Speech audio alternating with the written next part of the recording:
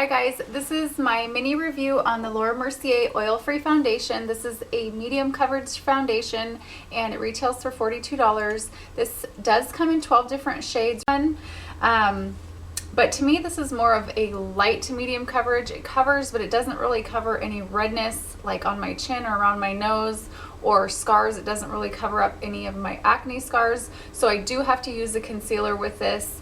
And it also takes a long time to dry, so I would definitely recommend a setting powder. I use the Mineralized Skin Finish Natural with it, and it does kind of feel masky on the skin. I don't know if it's because it takes so long to dry, but it just feels a little bit masky. And if I have any dry areas on my face, it kind of sticks to it and makes it look even more dry. Kind of cakey looking.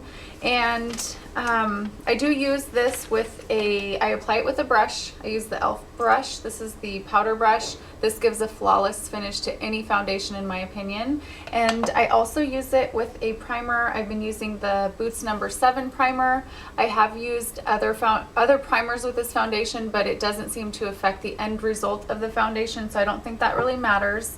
And another thing about this foundation is that it doesn't oxidize, which is good. You're going to put on the color and it's going to stay that way. You're not going to look orange in a couple hours, or your face isn't going to look dark compared to your neck late in the day. This foundation looks really good for the first 3 hours, and then after that it's just downhill from there.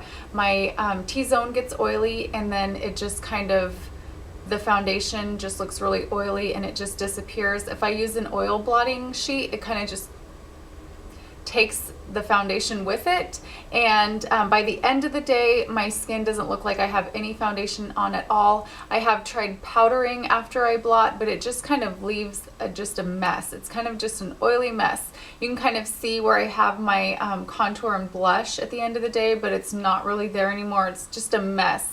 I wouldn't recommend this for oily skin at all. You would probably have to have normal skin and not have any scars or any problem skin or anything like that. Dry skin, I think it's going to be a problem for, because it does kind of stick to those dry areas and make it look even more dry and flaky.